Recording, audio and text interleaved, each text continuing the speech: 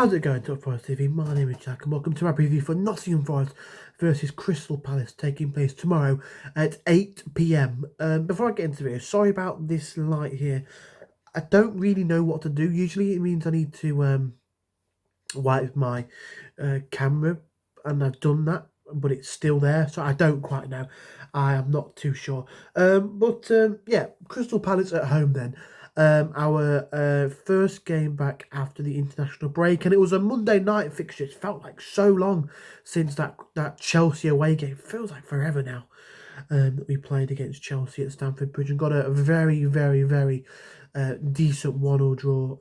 Really happy with what I saw in that game. I think the way that we defended when we went down to probably to 10 men was great. But not just that, the fact that we were still able to go forward and still able to go on the front foot, really. And a lot of sides will go down to 10 men away at Stamford Bridge or away at most other Premier League grounds, really.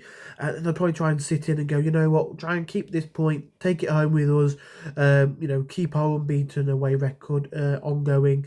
But not us. We decided to keep going for it, and it wasn't for some splendid saves by Robert Sanchez and also some splendid saves by Matt Sells. We could have won it, or Chelsea could have won it. It was really one of those games. It was end to end. It was a madness of a game, but managed to get a point and keep our unbeaten streak going away from home. But like I say, Crystal Palace at home then, under the lights at the City Ground, 8 p.m. kickoff. I'm really looking forward to this one.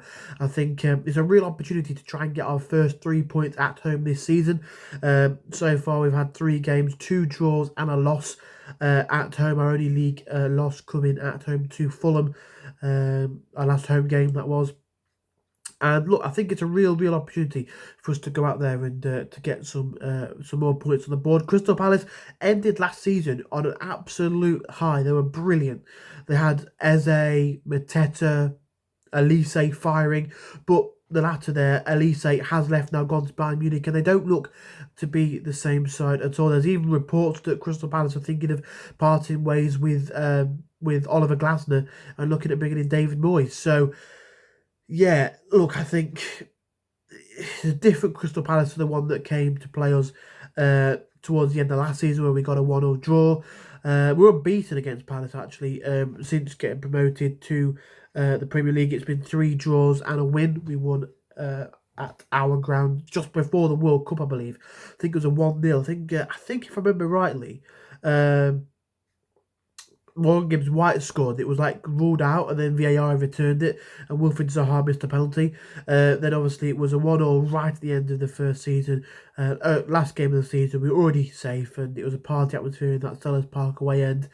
0-0 last time we played them at Selhurst Park, and then I just referred to the 1-0 draw at home. Chris Wood scored a lovely header in that one to return the game back to level pegging. It was 1-0 and we pulled it back and made it 1-1 in that one. Look, into this game, a lot has gone on off the pitch, which affects almost on the pitch over the international break. We've had Gibbs-White, who is now been suspended for a game, which, I mean, I think I don't quite know what happened with that red card situation. I'm sure it was overturned, but then it was given back as a red card. I don't quite know, but obviously looking at the end of that Chelsea game, he might be injured anyway, so get it over and done with in a game he might not have really been playing in anyway.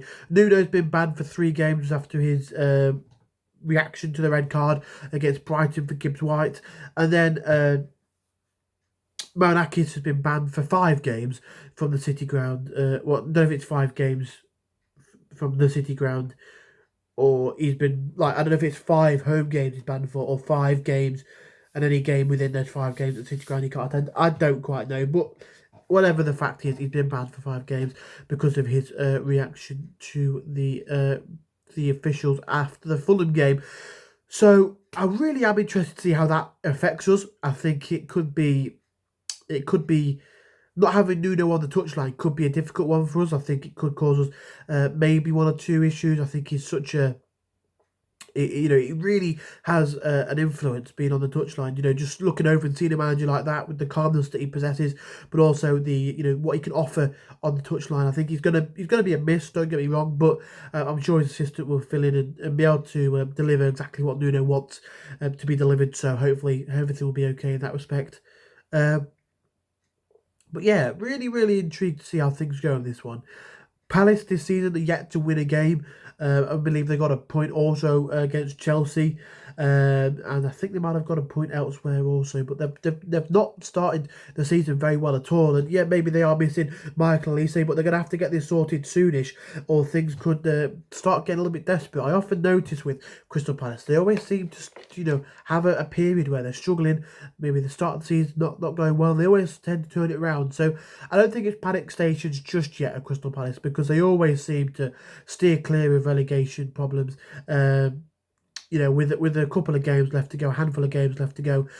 So if I was a Crystal Palace fan, I wouldn't be getting worried too much just now. But they do need to turn things around, and they do need to really look to try and improve on what they've been doing recently, because it's not been great by any standard. But yeah, I hope that tomorrow isn't the game where they start to do that, because it'll be typical Nottingham Forest fashion.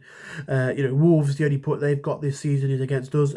Crystal Palace get the first win of the season against us would just be typical Nottingham Forest. But I don't see that happening. I'm feeling really confident in our team this season, and I really like our defence. The two centre halves, Murillo and Milinkovic, are just unbelievable. They're just so good.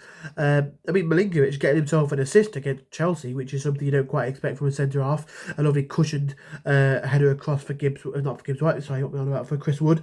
But yeah, I think those two together complement each other so well.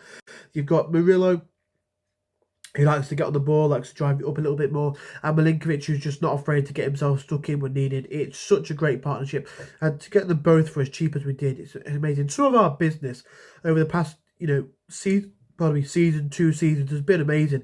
I know we get a lot of stick in the media by pundits, by other fans, for spending a lot of money, for buying a lot of players. But you've got to look at the last 2 seasons, maybe like this season, a little bit more than last season, but you've got to look at that. And there's been some outstanding bits of business. I'm talking on the defence. Ola Aina on a free. Unreal. You've got Chris Wood. People thought Chris Wood, we'd overpaid massively for him. And look, maybe we did. I thought maybe we had done. But what he's given us has been amazing. Maybe he's not the best example of a value for money kind of signing, but he's gone above and beyond what people thought of the price tag. Callum Hudson-Odoi, incredible bit of business there.